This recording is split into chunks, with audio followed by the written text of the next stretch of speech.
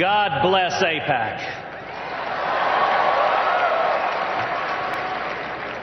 I'm thrilled to be here with you today.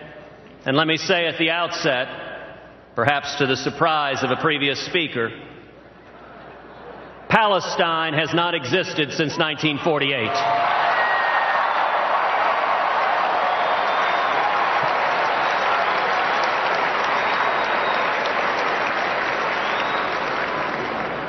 On Wednesday night of this week, in synagogues across the world, Jewish people will read the Megillah, which tells the story of the miraculous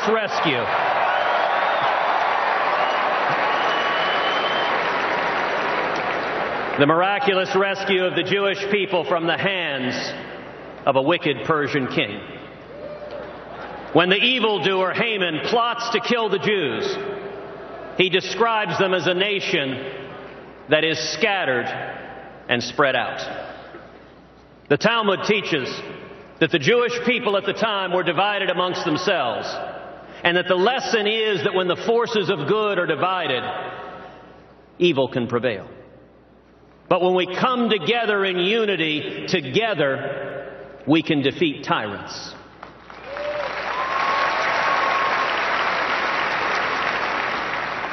Today, we are reliving history, facing a similar time of challenge for America and for Israel. But today, I give you a word of hope. In the next few months, we will bring this country together, first by unifying the Republican Party, and then by reaching out and building a coalition of young people and Hispanics and African Americans and women and blue-collar workers and Jewish voters and Reagan Democrats, which will lead to a commanding victory in November that unifies this country and brings us together. And standing together, America will stand with Israel and defeat radical Islamic terrorism.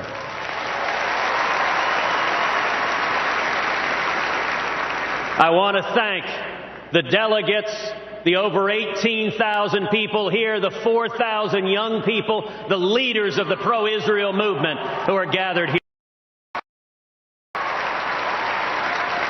You will play a critical leadership role in making this happen and bringing us together. Indeed, just today, my colleague Lindsey Graham very kindly hosted an event for me here, which should allay any doubts anyone might have that the God of Abraham, Isaac, and Jacob can still do miracles.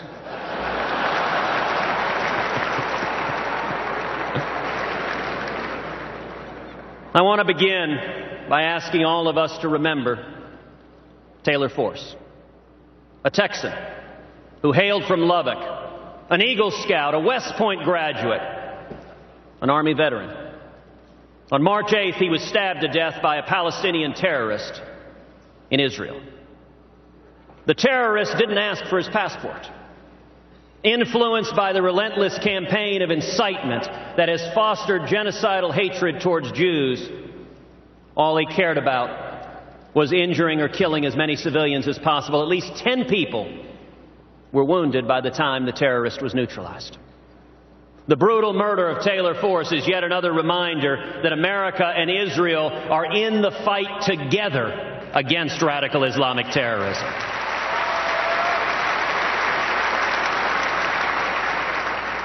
We need a president who will be a champion for America. And we need a president who will be a champion for Israel.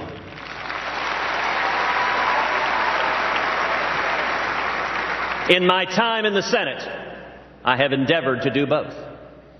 In the 4 years I've been serving in the Senate, I've been privileged to travel 3 times to the State of Israel. I had the great privilege of seeing the Ziv Hospital in where they have treated over 1,000 refugees from Syria wounded in that horrible Syrian civil war, have done so free of charge, showing the heart and character of the people of Israel.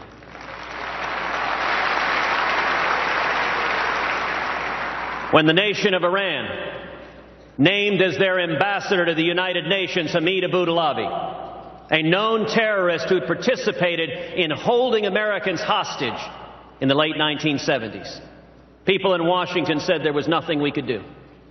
Well, I was proud to introduce legislation barring Abu-Dhabi from coming to America. That legislation passed the Senate 100-0. It passed the House 435-0, and it was signed into law by President Obama.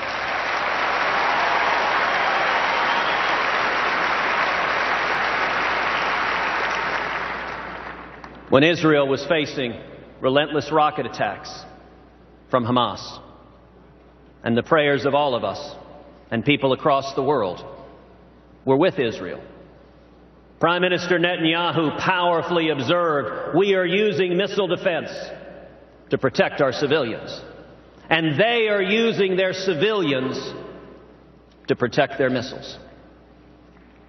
I entirely agree with Prime Minister Netanyahu as Hamas would place rockets in elementary schools. They placed their headquarters in the basement of a hospital. And I would note that Hillary Clinton, in 2014, explained this as follows, quote, Hamas puts its missiles, its rockets, in civilian areas. Part of it is because Gaza's pretty small and it's densely populated.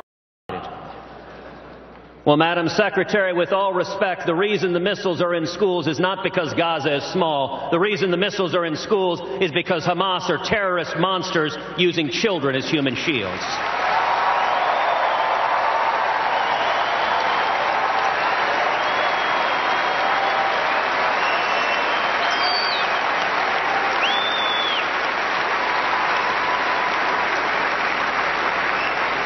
And in response to this atrocity, I was proud to join with New York Democrat Kirsten Gillibrand in authoring a resolution condemning Hamas's use of human shields as a war crime, and that resolution passed both houses of Congress unanimously.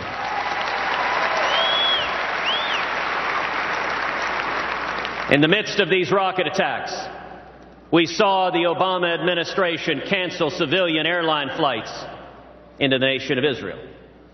When that happened, I publicly asked the question, did this administration just launch an economic boycott on the nation of Israel? The administration does not ban flights into Pakistan, does not ban flights into Yemen, does not ban flights into Afghanistan, indeed did not ban flights into much of Ukraine, and Ukraine had just seen a passenger airliner shot down by a Russian Buk missile.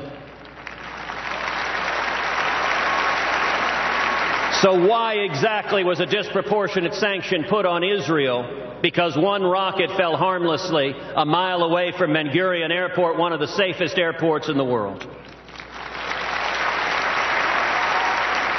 And why was that time to coincide with John Kerry arriving in the Middle East with $47 million for Gaza that would inevitably end up with Hamas terrorists? Well, when I the State Department was being asked, is this an economic boycott of Israel? The State Department said, that question is ridiculous. We refuse to answer. So I responded, fine, I will place a hold on every nominee to the State Department.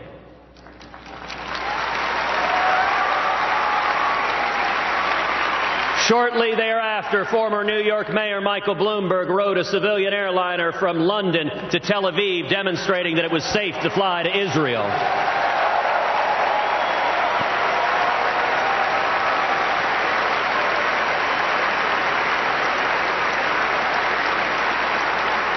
And as a result of Mayor Bloomberg's efforts and my efforts and that of millions of others, the heat and light and attention became too much on this administration, and within 36 hours, the administration lifted its ban on civilian air flights to Israel. Looking forward, as president, I will lead very, very differently from the current administration.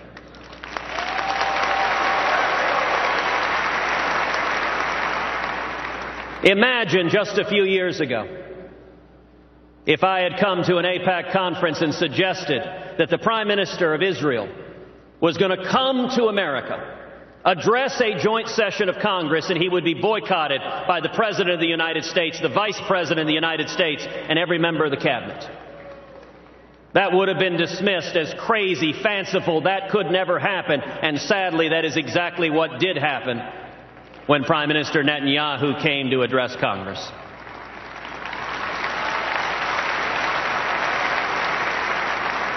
In a similar vein, my leading Republican opponent has promised that he, as president, would be neutral between Israel and the Palestinians. Well, let me be very, very clear. As president, I will not be neutral.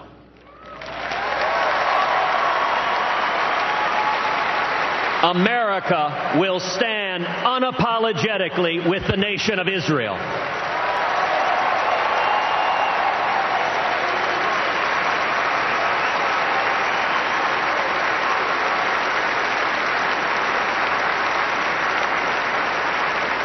So what does that mean specifically? Let's start with today's Persian king, the nation of Iran. Both Hillary Clinton and Donald Trump have said they would maintain this Iranian deal, although Donald has promised he's going to negotiate and get a better deal. Well, my view is very different. On the first day in office, I will rip this catastrophic Iranian nuclear deal to shreds.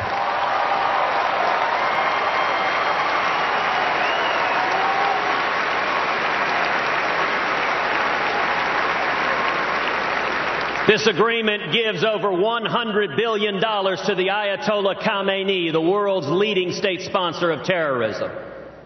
That dwarfs the $3 billion in military aid we give each year to the nation of Israel.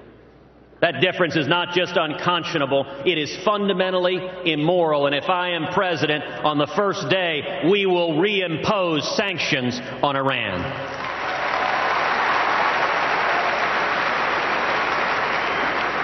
In a mockery of this Iranian nuclear deal, Iran has continued with missile tests, including launching a missile with the words printed on it in both Hebrew and Farsi. Israel should be wiped from the earth. Hear my words, Ayatollah Khamenei. If I'm president and Iran launches a missile test, we will shoot that missile down.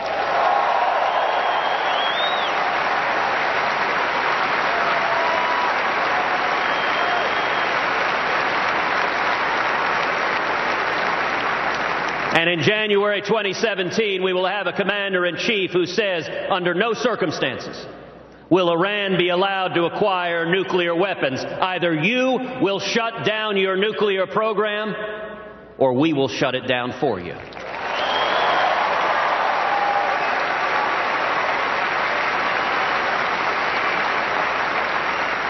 A year ago, when Prime Minister Netanyahu addressed Congress, I was honored to join the great Elie Wiesel on a panel discussion in the Senate about this disastrous Iranian deal. Not a single Democrat was willing to join Elie Wiesel, to sit alongside someone who witnessed firsthand the horrors of the Holocaust, who brings a moral weight and gravity second to none, was both powerful and humbling. And I am convinced, after this election, the American people will stand and say together, never again means never again.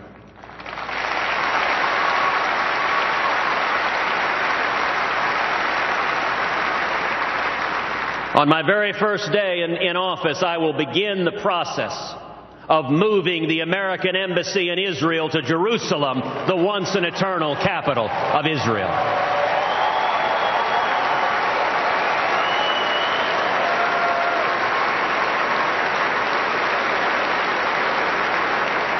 Now, I recognize for years a whole lot of presidential candidates, both Republicans and Democrats, said that. Indeed, I recognize some candidates have said that standing here today. Here's the difference. I will do it.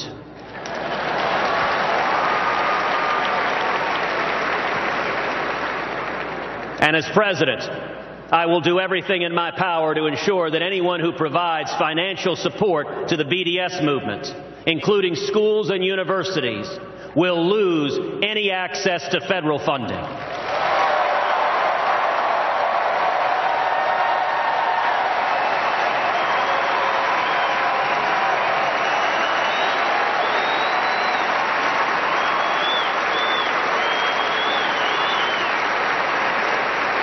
And to the extent that they have engaged in illegal behavior, they will be prosecuted to the fullest extent of the law. All of us here understand that Israel is not the barrier to peace. It is the Palestinian Authority in a so-called unity government with Hamas that celebrates the murder of women and children and incites and even compensates the terrorist attacks. If the Palestinians try to push through a United Nations resolution to unilaterally declare Palestinian statehood, America will veto that resolution.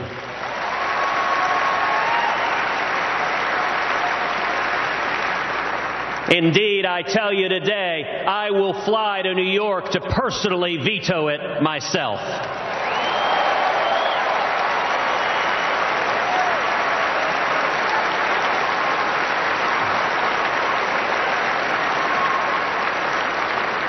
Now, some have asked, why on earth did a Cuban-American Texan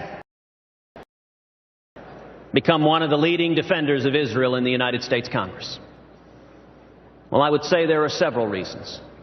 First of all, I understand that standing with Israel benefits America. Israel is a liberal democracy that shares our values. Israel is a steadfast and loyal ally, and our military aid to Israel is not charity. It is rather furthering the vital national security interests of the United States of America, whether it is missile defense from Iron Dome to David Sling, or whether it is intelligence and military cooperation. Israel provides an enormous benefit to keeping America safe and protecting us from radical Islamic terrorists.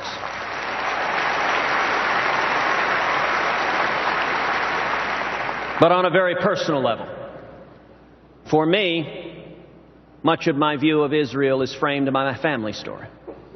My father was born and raised in Cuba. As a kid, he fought in the Cuban Revolution. He was imprisoned. He was tortured. My father fled Cuba in 1957. When he came to America, he had nothing. He had $100 sewn into his underwear. And he washed dishes, making 50 cents an hour. He paid his way through school. He went on to start a small business. When I was a kid, my dad used to say to me over and over again, when I faced oppression in Cuba, I had a place to flee to. If we lose our freedom here, where do we go? And I will tell you, it is an incredible blessing to be the child of an immigrant who fled oppression and came to America seeking freedom. And there is nation on earth like the United States of America that was created as an oasis, as a beacon of hope to people who had faced oppression, had faced horrible murder and persecution. The nation of Israel, like America, is a beacon of light unto the world.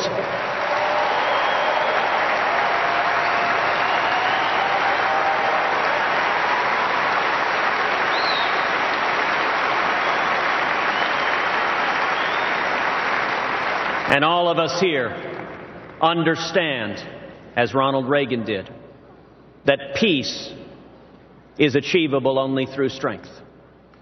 This is what Israel understands. When you are surrounded by neighbors who would drive you into the sea, somehow you don't have time for political correctness.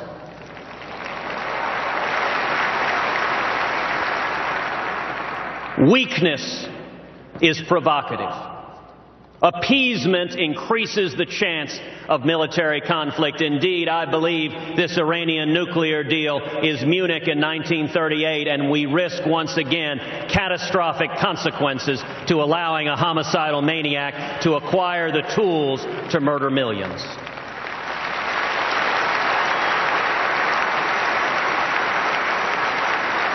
The way to avoid conflict is to stand up to bullies, and it is worth remembering that this same nation, Iran, in 1981, released our hostages the day Ronald Reagan was sworn into office.